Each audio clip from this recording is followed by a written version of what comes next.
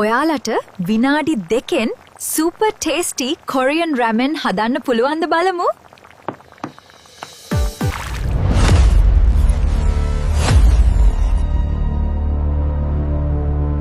ඉම්ම වතුර ටිකක් බොයිල් කරගන්න. දැන් නූඩල්ස් එක දාන්න.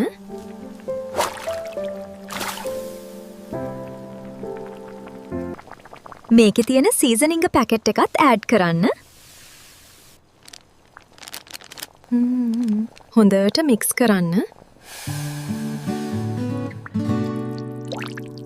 එග් එකක් හරි ග්‍රීන් අනියන් ටිකක් හරි දාගත්තොත් තවත් රසයි. දැන් ලිපෙන් බාල මේසට අරන් ගිහින් සර්ව් කරමු.